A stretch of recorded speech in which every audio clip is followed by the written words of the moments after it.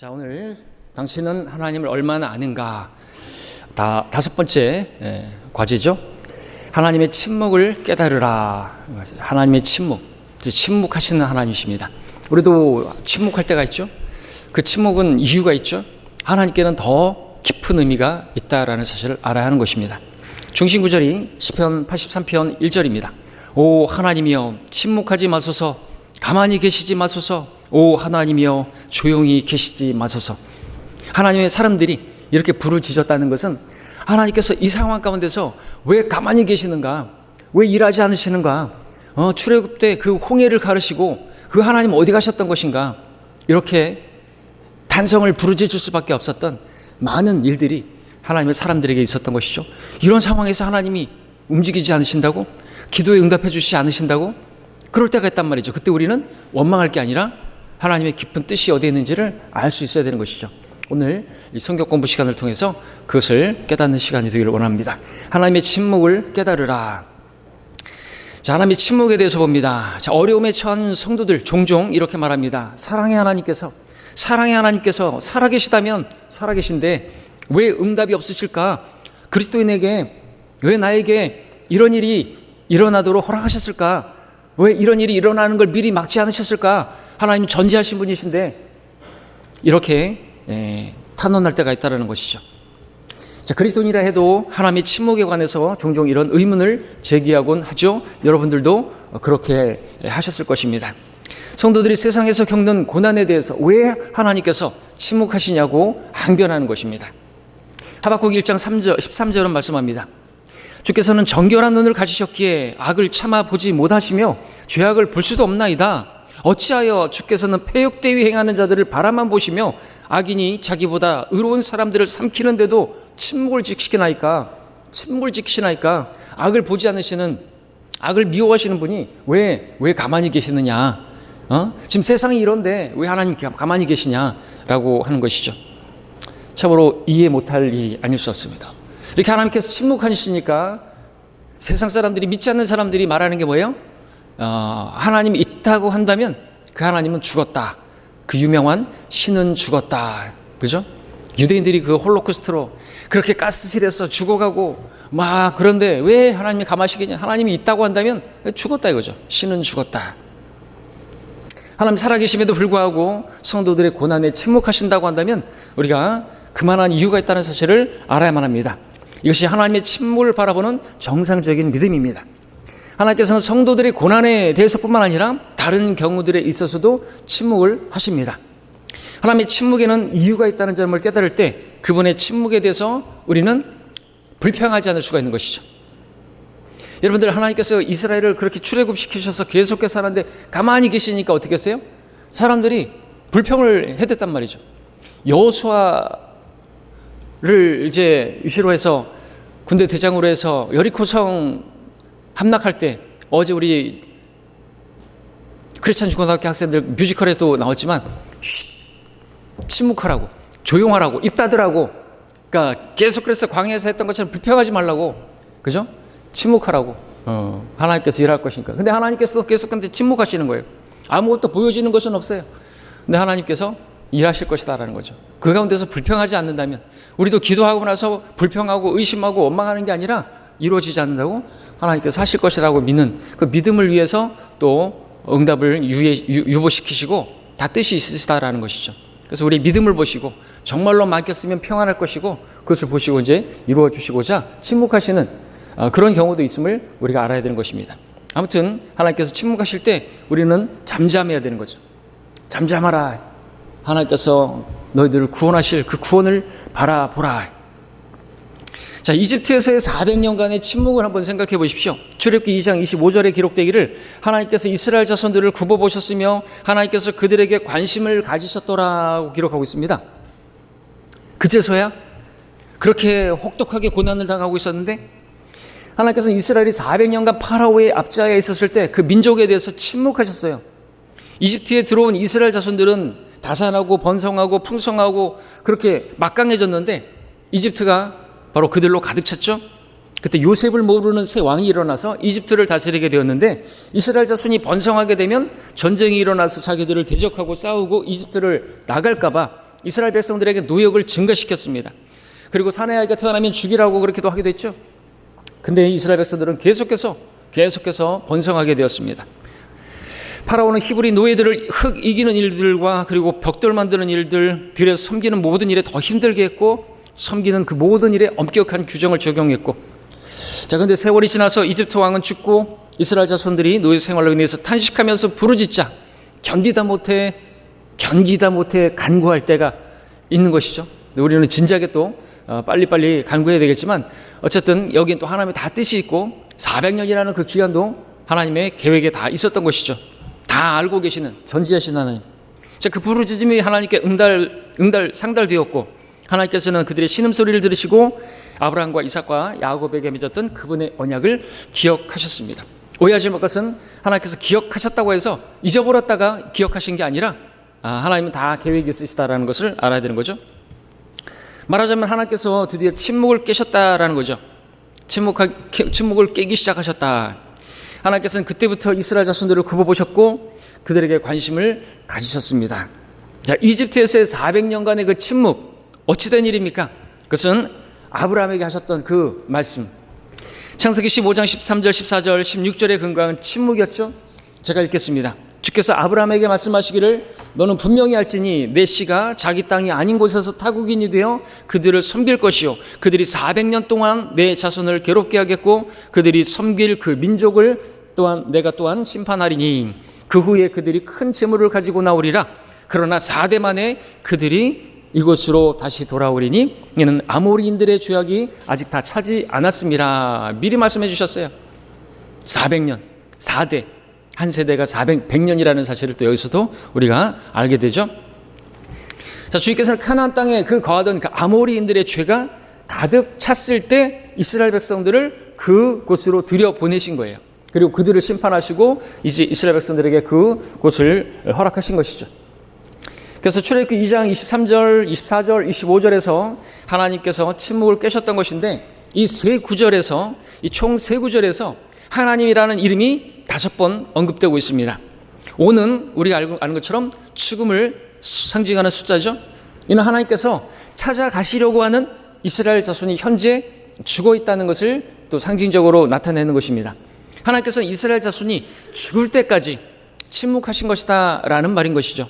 이스라엘 자손이 죽자 하나님께서 침묵을 깨시고 이스라엘에게 생명을 주실 수 있었던 것이다 라는 것입니다. 자, 우리도 우리 인생에서 많은 문제 해결을 위해서 기도하고 매달리고 간구하는데 응답이 안 될 때가 있죠. 응답이 안 될 때 여러 가지 이유가 있겠습니다만은 그중 한 가지는 뭐냐면 내가 아직 죽지 않은 거예요. 내 육신이 죽을 때까지 하나님께서는 움직이지 않으시는 거죠. 내 기도에 응답해 주시지 않으신다는 거죠. 내 자아의 죽음을 말하는 것입니다. 그때 하나님께서 응답해 주시면은 하나님께 우리가 영광 돌리지 않을 것이에요. 10명의 그 문둥병자 중에서 9명이 그랬던 것처럼 이것은 때가 되니까 나았어요. 문둥병이 아니었던 것이야. 이것은 그냥 시간이 되면 낫는 것인데 뭐 그러면서 하나님께 영광 돌리지 않을 것 같아서 하나님께 감사치 않을 걸 뻔히 알고 하나님은 그 영광을 사람과 나누지 않고 그 영광을 다른 것에 돌리는 것을 아주 싫어하시는 것이죠. 내가 한 것이다라는 것. 그러니까 우리가 이것은 하나님께서 해주셨습니다라고 말할 수밖에 없는 그런 상황으로 인도해 주시고 하나님께 부르짖을 수밖에 없고 그렇게 하나님께 부르짖었다라고 하는 것은 하나님만이 해결해 주실 수 있는 분이라고 우리가 믿기 때문에 부르짖은 거 아닙니까? 그러면 응답을 받았으면 당연히 하나님께 영광을 돌려야 되는 것이 마땅한데 열의 아홉은 10중 8구는 그냥 시쳇말로 시쳇말 쓰면 안 되겠죠. 쌩 한단 말이죠. 입 싹 닦아버려요. 하나님께 감사 안 돌려요. 감사 안 돌린단 말이죠. 10중 8구는. 그거는 그 죄예요, 그게. 그죠? 이방인들의 죄. 로마서 1장에서 하나님을 알되 하나님께 감사치 않아요. 하나님께 영광 돌리지 않는 게부터 배교가 시작되는 거예요. 우리도 마찬가지예요. 우리가 지금 가지고 있는 모든 것들, 내가 누리고 있는 모든 것들 하나님의 것인데 하나님의 것을 하나님께서 나에게 건강 주셨고 모든 것이 하나님의 선물인데 마치 내가 다 이룬 것처럼 그거 하나님 보시기에 아주 가증스러운 것이고 꼴 보기 싫은 것이죠. 그럼 하나님께서 어떤 것도 받으리라고 생각하지 말라 그랬어요. 우리 정욕을 위해서 구하는 것도 마찬가지고요. 자, 성도가 자기 십자가를 지고 주님을 따르는 제자가 되는데도 내 죽음이 필요하지만, 정말 중요하지만, 인생의 문제에 있어서 자신의 죽음을 선언하고 정말 이렇게 십자가의 사형 선고를 이렇게 스스로 내리는, 살아계신 하나님께 모든 것을 맡겨드리는, 그럴 때 비로소 기도가 응답되는 경우가 많은 것이에요. 하나님께서 우리를 훈련하시기 위해서 십자가에 못 박힐 때까지, 죽을 때까지 나 자신이 스스로 나는 죽었습니다, 난 아무것도 못한 죽은 자, 십자가에 못 박힌 자는 아무것도 못해요. 그럼 이제 하나님이 일하신다는 거죠. 홍해도 어떻습니까? 사면 초가잖아요. 예. 그리고 너희들은 막 그냥 그렇게 하지 말라고, 막 아직도 육신 살아가지고 막 모세를 향해서 원망하고 막 길길이 날뛰면서 우리 죽게 생겼다. 그러니까 죽으라고. 죽을 때까지, 그죠? 하나님께서 이제 구원을 나타내 보일 테니까 잠잠히 하고 있으라고, 그죠? 죽은 자는 말이 없잖아요. 죽은 자는 말이 없는 거예요. 그러니까 말하지 말라고. 뭐래요? 다시 말하면 죽으라고. 너희들이 할 수 있다라고 생각하는 모든 생각 다 죽은 것으로 여기라고. 그렇죠? 그럴 때 하나님께서 구원을 보여주시는 것이잖아요. 하나님께 기도하면서 온갖 육신적인 방법으로 문제를 해결하고자 하는 야곱, 내 안에 야곱이 살아있는 한 내 기도는 절대로 응답이 안 되는 것입니다. 성경에 많은 예들이 있지 않습니까? 대표적으로 여러분들 요한복음에 나오는 그 나사로가 죽을 때까지 하나님께 기다리셨어요. 마르다가 주님께 보내서 사랑하는 자가 지금 병에 걸렸다고. 근데 그 주님께서 아시고 나서도 이틀을 더 머무시고, 그래서 가는데 하루, 또 거기서 이틀을 더 머무시고 오는데 하루, 그러니까 이미 보낼 때 나사로는 죽어버렸어요. 그러니까 주님께서 돌아오시는데 죽은 지 사흘도 아니고 나흘, 3일이면 이제 썩기 시작하는데 이제는 끝난 거잖아요. 돌문은 닫혔고 이제는 아무것도 할 수 있는 게 없을 때 하나님께서 이제 움직이기 시작하시면서 가자 하시는 거예요. 뭘 알게 하시는 거예요? 우리가 할 수 있는 게 아무것도 없는 거, 내가 할 수 있는 거 다 끝났을 때 하나님께서 이제 일하기 시작한다는 거죠. 움직이신다는 거죠. 야곱도 그야말로 내가 죽으면 죽으리라. 그리고 갈 때 요셉을 만나고 베냐민을 만나고 그러지 않습니까? 베냐민을 잃어버리는 것이다라고, 죽은 것을 여기겠다고 해서 내 손에서 내려놔야지, 그리고 요셉에게 보내야지. 요셉도 만나고 베냐민도 만나고, 그렇죠? 근데 계속 붙들고 이 아이의 생명과 내 생명이 하나에 연합되어 있겠는데 이 아이가 죽으면 나도 죽어. 그러니까 죽으라고. 그 아이를 그렇게 사랑하면 안 되는 거예요, 그죠? 내 자식을 그렇게 사랑하면 안 되는 거예요. 하나님께서 이삭을 제단에 바치라고 하실 수 있단 말이죠. 하나님을 첫째로 사랑해야 되는데 다른 것에 마음에 빼앗기고 있으면 하나님께서 데려가실 수도 있어요. 왜요?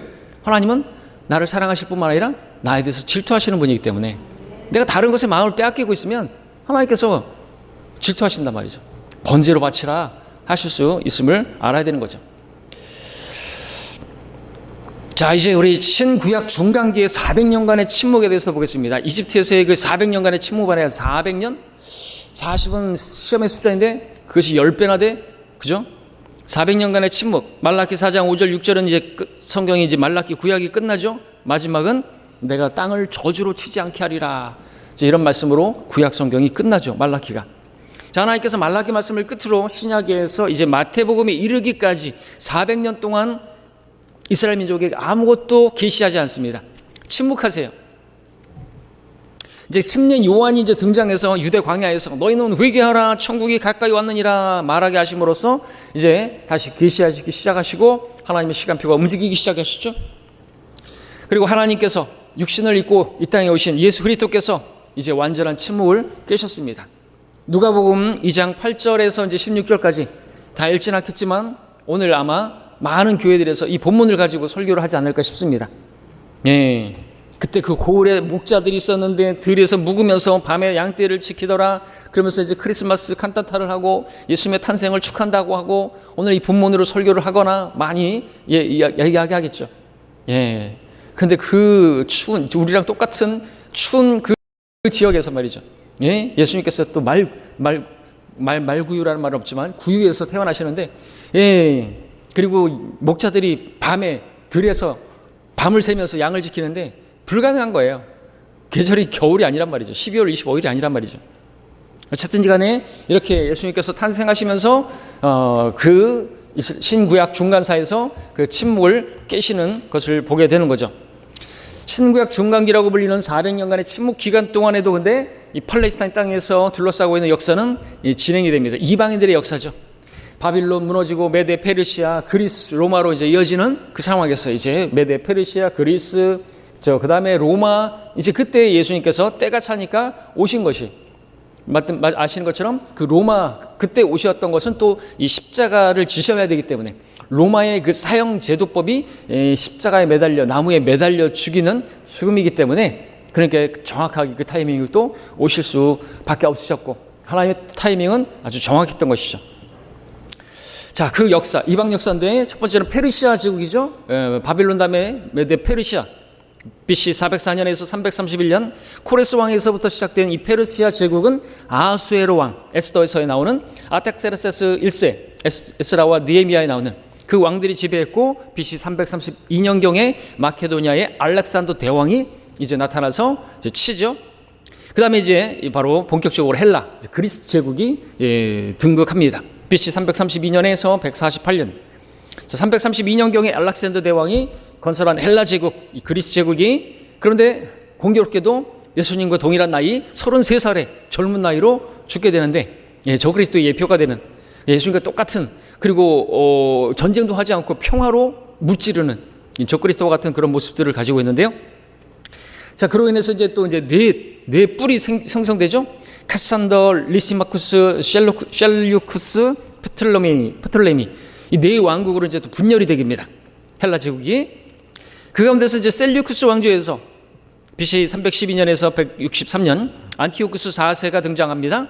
예루살렘 성전에다가 돼지 피를 뿌리죠. 그리고 예루살렘에 제우스 신전을 세우고 자기 형상에 제사하게 하는 신성 모독을 자행하고 약탈하며 유대인들에게 대대적인 박해를 가하죠.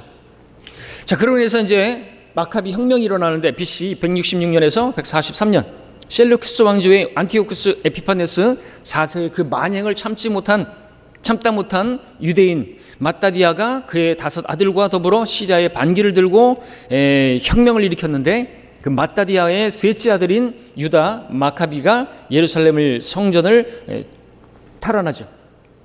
마카비 혁명으로 유대 민족은 독립을 쟁취하게 되는 것입니다. BC 164년에 이제 예루살렘에 입성하여 더럽혀진 성전을 개수하죠. 이렇게 성전을 깨끗하게 해서 하나님께 봉헌하는 그날을 기념해서 요한복음 10장 22절에서 보는 것처럼 그렇게 수전절이라고 하는 그러한 절기가 탄생된 것이죠. 역사적인 사실이기 때문에 그래도 그렇게 절기를 지켰기 때문에 요한복음에서 예수님께서 오셨을 때도 그러한 수전절이 계속 지키고 있었고 예수님 오시기 전에 그와 같은 그러한 이방의 역사들이 있었음을 보여주고 있는 것이죠. 이것은 세속사에서도 다 이야기하고 있는 것입니다. 자, 그 다음에 이제 하스몬 왕조 BC 142년에서 67년 마카비 혁명으로 BC 164년에 아까 봤던 유대의 독립국가로 탄생하죠. 그 뒤에 마카비의 동생 시몬이 시리아 군대를 완전히 몰아내고 완전한 독립을 쟁취해서 하스몬 왕조를 세우게 됩니다. BC 142년경이죠. 예수님께서 오시기 전 Before Christ, 바로 예수님 오시기 전에 142년 전이라는 말입니다. 그때 근데 이제 BC 64년에 예수님 오시기 64년경 로마의 폼페이오스 장군의 공격을 견디지 못하고 멸망을 하게 되고요. 그 다음에 역사는 로마 제국이 시작됩니다. BC 63년에서 예수님께서 오셨다고 하는 BC 0년이 아니라 BC 4년. 자, BC 31년경 악티움 해전에서 대승을 거둔 옥타비아누스가 통일 제국을 건설을 합니다. 옥타비아누스는 BC 27년경 황제로 등극했고 이로써 신구약 중간기가 저물면서 신약 시대의 문이 열리게 되었습니다. 이 기간에 이제 예루살렘에만 394개나 되는 시나고그라고 하는 그렇게 불리는 회당들이 생기게 되었고 바리새파, 에세네파, 사두개파 등 종교적 분파가 생겨나게 되었습니다. 정치와 종교를 통합한 유대 최고 의결 기관인 산헤드린 공의회가 이 기간에 또 생겨나게 되었고요. 예수님께 오셨을 때 바로 그러한 산헤드린 이런 공회 바울도 그 공회의 일원이었다라고 하는 이야기가 있고요. 당시 유대 사회는 바리새파와 사두개파 간의 알력으로 매우 혼란스러웠는데 이렇게 나눠진 것도 부활을 믿느냐 안 믿느냐, 천사 영을 믿느냐 안 믿느냐에 따라서 나눠졌던 것이죠. 그러니까 오늘날 이제 보수주의하고 이제 자유주의로 이렇게 영적인 어떤 그런 것들을 믿느냐 이거죠. 자, 그렇게 혼란스러웠는데 그때 로마 장군 폼페이우스가 유대를 점령했고 BC 63년에 이두메 출신 헤롯이 왕이 되어서 유대를 지배하고 있었습니다. 이때 예수님께서 BC 4년에 탄생을 하신 것이죠. 400년의 침묵이 깨진 것입니다. 자, 이제는 또 신구약 중간기의 400년 침묵, 그 다음에 또 우리가 이제 조명해 볼 부분은 갈보리 십자가에서의 하나님의 침묵입니다. 마태복음 27장 46절 제가 읽습니다. 제 구시경에 예수께서 큰 음성으로 소리질러 말씀하시기를 엘리 엘리 라마 사막다니, 한신이 이는 나의 하나님 나의 하나님 어찌하여 나를 버리셨나이까 라는 말이라. 하나님께서 침묵하고 계시다라는 것이죠. 응답이 없네요. 왜? 예수님께서는 아버지께서 가능하시다고 한다면 십자가에 처형되는 일을 없애달라고 강구하신 것입니다. 그런데 그 일은 피할 수 없이 임했습니다. 예수님께서 부르짖으신 그 부르짖음, 그것은 버림받은 슬픔에 의한 부르짖음이었는데 그 버림받음은 누구 때문에 누구를 위한 버림받음인 것인가? 바로 지옥에서 부르짖게 될 우리들의 부르짖음을 대신해서 부르짖으신 것이죠. 그래서 우리는 버려지지 않는 것입니다. 주님이 버림당하심으로써 우리는 받아들여지게 된 것이죠. 주님께서 심판을 받으신 것으로 해서 우리는 심판이 면해진 것입니다. 아니, 이처럼 쉬운 구원이 어디 있어요? 이처럼 쉬운 복음이 어디 있어요? 얼마나 쉬워요. 그렇죠? 예수님께서 심판받으셔서 내가 심판받지 않겠다. 예수님께서 버림당하심으로 내가 버림당하지 않을 때, 예수님께서 십자가에서 그렇게 버림당하실 때 침묵하지 않으셨다고 한다면 하나님의 일은 이루어지지 않는 것이죠. 하나님께서 침묵하셨기 때문에 우리가 구원을 받은 거예요. 그렇죠? 우리 육신이 잠잠하지 않고 침묵하지 않으면, 침묵해야 할 때 또 침묵하지 않으면 누군가가 구원받지 못하게 되겠죠. 십자가에 못 박히지 않고 내가 나서서 삼손처럼 내가 한번 가서 몸을 흔들겠다, 그래서 내 육신으로 반응하게 되면 그 사람이 구원받지 못하게 된다는 것이죠. 그리고 우리가 또 복음을 전해야 할 때는 침묵하면 또 안 되겠지만 우리가 침묵해야 할 때는 우리도 침묵해야 되는 거죠. 그래야지 구원이 이루어지기 때문에 그 사람이 구원받을 수 있기 위해서 침묵이 필요한 것입니다. 하나님께서 우리를 구원하시기 위해서 침묵하신 것입니다. 자, 주님께서는 하나님으로서 버림받으신 것이 아니라 한 인간으로서, 죄인으로서 그 죄의 자리에 달린 것이고, 죄가 되신 것이고, 그야말로 노뱀이 되신 것이고, 저주가 되신 것이고, 그렇죠? 주님께서는 인성을 소유하신 완전한 인간으로서 지옥에 떨어질 죄인들이 그들에게 부어질 하나님의 진노 때문에 부르짖을 그 부르짖음을 친히 십자가상에서 부르짖으셨던 것입니다. 나의 하나님 나의 하나님 어찌하여 나를 버리셨나이까. 한 번도 예수님께서는 나의 하나님 나의 하나님 이렇게 부르지 않으셨어요. 아버지시여 아버지시여 불렀죠. 하나님이라고 이렇게 부르지 않았다는 것이죠. 이것은 죄인으로서 그렇게 부르짖은 부르짖음이었던 것입니다.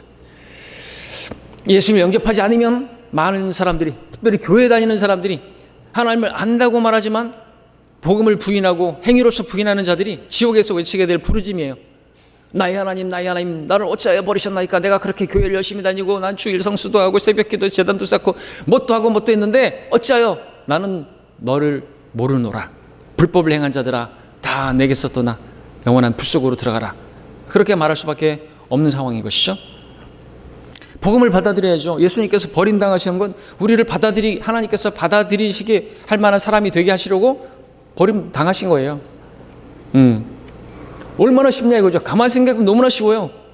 근데 어떤 사람들이 자꾸만 복음을 어렵게 만들고 뭐 일주일이나 그렇게 복음을 전한다 그러고, 우리가 전하는 건 뭐 영접식 구원이니, 우리가 한 해 동안에 몇천 명을 구령했다 그러면 다 비웃니? 왜 비웃니?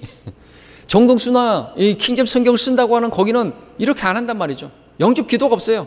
인격적으로 주님을 만나기 위해서는 교회를 열심히 다니다 보면 어느 순간에 하나님께서 어느 순간 언제 그러다가 기뻐 받아들일 때 내가 내 말을 들었고 오늘이 바로 지금이 구원의 날이라고 말하고 있는데 언제까지 교회만 교회식 다니다가 없는 거예요. 구원이 없는 거예요.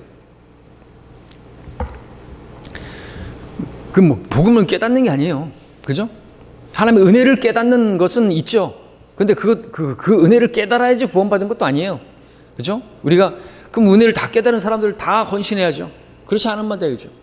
열매를 맺기 위해서는 자라나야 되고, 자라나기 위해서는 생명이 태어나야 되고, 그 생명이 태어나게 하는 데는 복음이면 충분한 거란 말이죠. 그 사람이 이제 받아들여서 이제 마음의 변화를 받고 하나님 앞에 헌신하고, 이것은 시간이 걸리는 문제예요. 그죠? 묘목을 자라는 거 보십시오. 얼마나 시간이 필요합니까? 물 주는 것도 필요하고, 심는 자, 물 주는 자, 심어서 생명이 있었으면 물 주는 자가 필요해서 그 열매를 맺으려면 시간이 필요한 거죠. 누군가가 기도해야 되는 것이고요. 그런 것 없이 구원받았는데 왜 전모양이야? 교회도 안 다니는데 뭘 구원받은 거야? 길거리에서 예수님 영접했다고 그게 구원이야? 그럼 어쩌라고? 그래가지고 모든 사람이 구원받기를 바라는 하나님의 뜻이 이루어지겠다. 참. 그 선교사들이 가가지고 알프스 넘고 막 가가지고 열심히 일하고 비워주고 그렇게 사람들을 이렇게 마음을 얻으면서 복음 전하고, 그리고 그들이 구원받으면 또 가가지고 다른 데 가가지고 복음 전하고 그렇게 했던 거예요. 그렇게 해서 우리까지 온 거예요. 그때 뭐 거기다가 뭐 교회 세우고 뭐 그 사람들 교회 다니게 하고 교회 끝까지 다니게 하고 그래야지 그 사람들이 구원받은 거예요. 그럼 교회 못 다니는 사람들 어떡하냐 이거죠. 병원에 계신 분들 어떻게 구원받냐 이거죠. 아주 그냥 교회 뭐 박옥수 목사부터 시작해서 자기 어떤 체험으로 어느 순간 다 뭐 깨달아지고 뭐 풀어지고 뭐 십자가에서 다 이뤘다는 말씀이 그냥 인격적으로 그냥 빛 가운데서 막 깨달아졌다. 그래서 구원받았다고. 그런 체험이 개인의 체험일지 모르겠지만 그런 체험을 못했다고 해서 구원을 못 받았다고 말하면 안 된다는 거죠.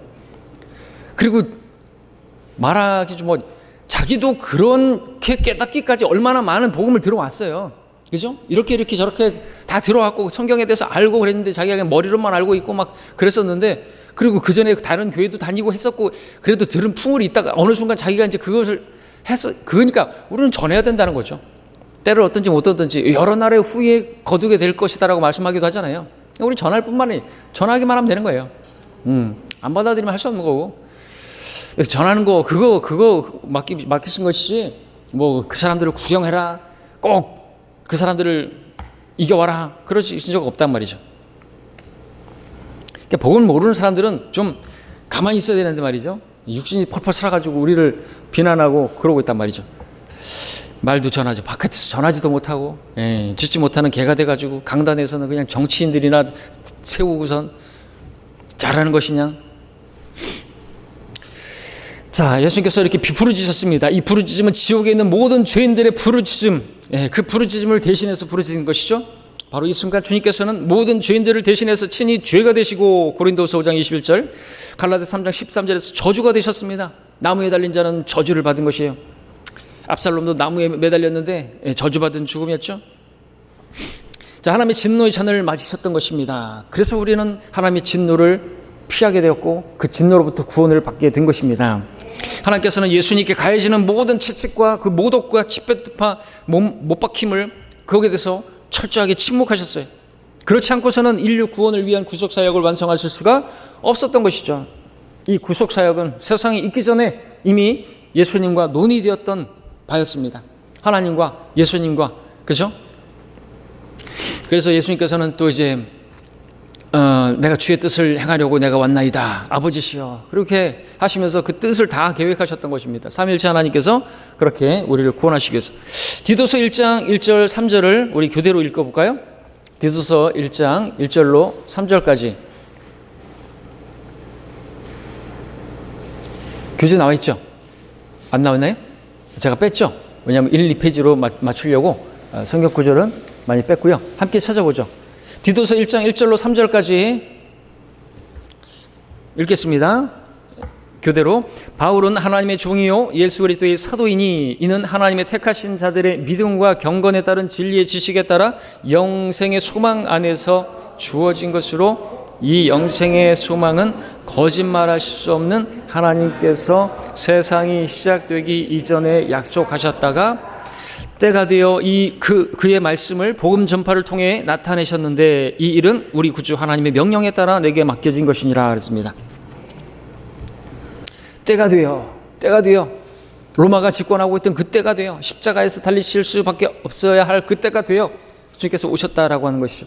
이 영생의 소망은 근데 세상이 시작되기도 전에 하나님께서 약속하셨다. 십자가의 그 어린 양으로 죽임당할 그것이 어디에서부터도 우리가 볼 수 있어요? 아담이 죽음의 잠을 통과할 때 그 갈비뼈, 뼈 중에 뼈, 살 중에 살인 그 신부인 교회가 태어날 것에 대한 모형으로 제시가 되었고, 어린 양의 죽음, 계속해서 아벨을, 그리고 또 6월절 어린 양의 그 죽음 다 예표가 됐던 거잖아요.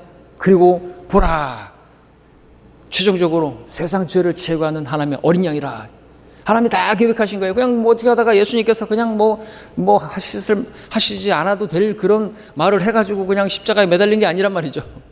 그렇죠? 정치적인 뭐 그런 발언을 해갖고 매달린 것도 아니고, 그 뭐 유대인들의 미움을 사서, 바리새인들의 미움을 사서 그냥 어떻게 하다가 매달리시자 하나님께서 부활시켜가지고 이제 믿는 자들은 구원해주겠다, 이렇게 막 그렇게 급조되어서 한 게 아니란 거죠.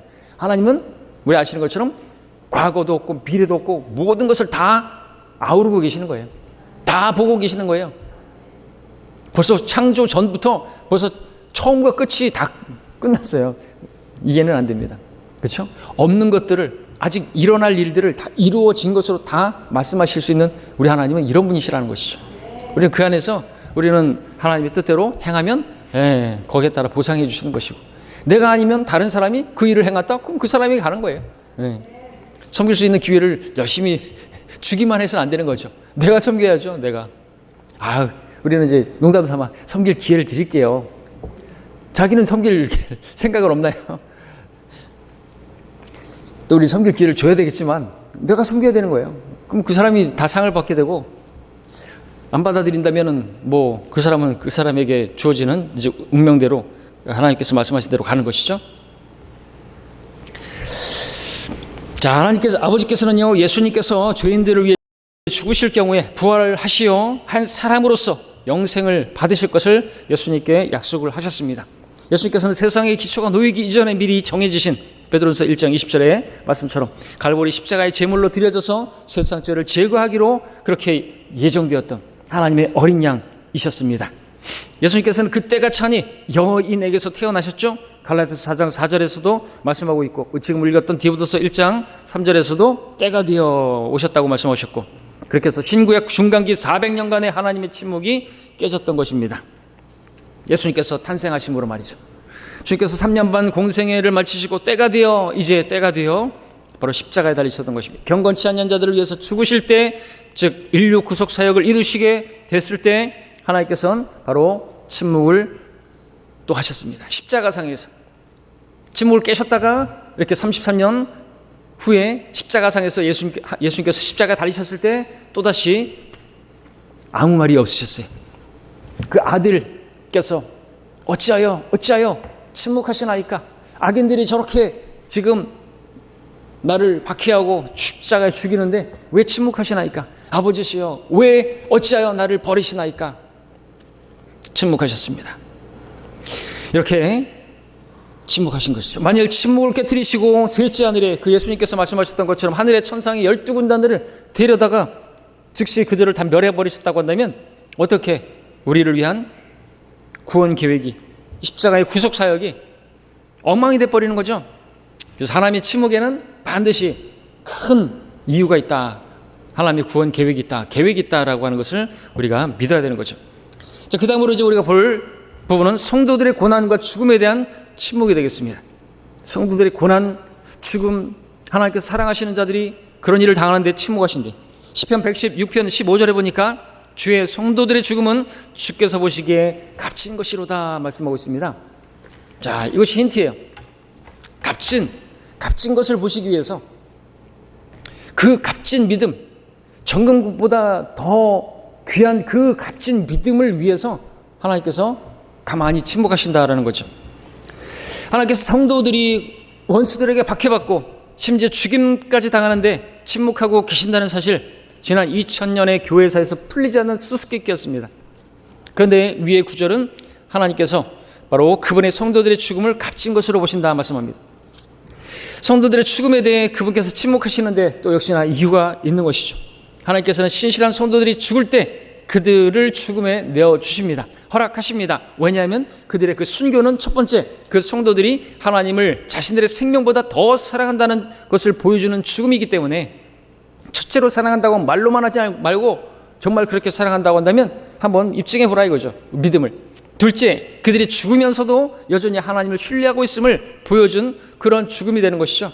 아브라함도 그 아들 이삭을 그렇게 번제로 드릴 때 칼을 빼어 들어서 죽이는 그것을 보시면서 하나님께서는 그의 믿음을 알고 계셨지만 그 스스로가 입증하기를 바라셨던 것이고, 정말로 하나님을 사랑하고 하나님을 두려워함을 입증해냈던 것이죠. 행함으로써 믿음이 입증되었다라고 야고보서에서 말씀하고 있는 것이죠. 우리는 믿음으로 구원받았으니까, 그런데 행함으로써 이제 그 믿음을 입증하는 그것이 우리에게 남겨져 있는 거예요. 우리가 믿음으로 구원받았다고 하지만 행하는 게 없다고 한다면 이제 그 믿음은 죽은 믿음이라고 밖에는 말할 수 없는 것이죠. 셋째는 그것이 하나님조차도 찾기가 쉽지 않은 값진 죽음이었기 때문이다라고 하는 거죠.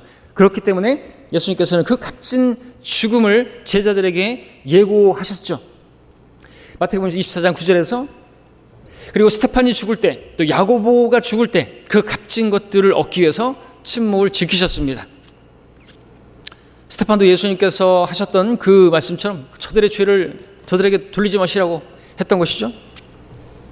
스테판이 돌 맞을 때 하나님께 부르짖지 말했습니다. 주 예수여 나의 영을 받아주소서 하고 무릎을 꿇고 큰 소리로 부르짖기를, 주여 이 죄를 그들에게 돌리지 마옵소서 라고 하고 잠드니라. 사도행전 7장 57절 60절 나오죠. 사도행전 12장에서는 이제 사도 야고보가 죽임을 당합니다. 성도의 고난과 죽음에 대한 하나님의 침묵, 그래서 성도를 향한 하나님의 끊어지지 않는 사랑, 그 사랑이 모든 것을 이긴다는 점을 보여주는 것입니다. 로마서 8장 35절 우리가 잘 아는 것처럼 구원의 확신뿐만 아니라 하나님을 사랑하는 그 사랑은 그 어떤 것으로도 환난이나 공경이나 박해나 기근이나 헐벗음이나 위험이나 칼이나 그 어떤 것으로도 끊어낼 수 없다라는 사실을 보여주는 것이라는 거죠. 그 어떤 것도 그 누구도 하나님의 사랑에서 나를 떼어놓을 수 없을 뿐만 아니라 나도 하나님의 사랑에서 그 무엇이 나를 막는다 할지라도 그 사랑을 부인하고 예수님을 부인하고 그렇게 타협하는 그런 내가 아니다 라고 하는 것을 입증해내기 위해서는 그 가운데서 하나님이 침묵하셔야 나타난다라고 하는 거죠. 그죠? 그래서 하나님 침묵하시는 거예요. 따라서 성도로서 고난을 당할 때, 예수 그리스도의 이름 때문에 고난을 당할 때 바로 그 순간 하나님께서 침묵하고 계신다라고 한다면 우리는 우리를 박해하는 자들보다 우리가 더 낫다는 점을 인식해야 하는 것입니다. 그 무엇도 우리를 하나님의 사랑에서 떼어낼 수 없다는 점 굳게 확신하며 견뎌내야 하는 것이죠. 이 목적으로 하나님께서 침묵하고 계시는 것이기 때문에 이러한 하나님의 뜻을 헤아려서 우리가 그 가운데서 침묵하신다고 해서 불평할 것이 아니라 그 가운데서 하나님의 계획을 바라보고 또 내가 이기는 자보다 더 나은 자임을 바라보면서 저들이 나를 그렇게 하지만 나는 하나님의 사랑을 입증해내고 그 하나님의 계획을 또 이루어가는, 그러므로 그런 모든 상황에서 모든 일에 감사하는, 불평 대신 감사하는 우리가 되어야 할 것입니다. 여기까지.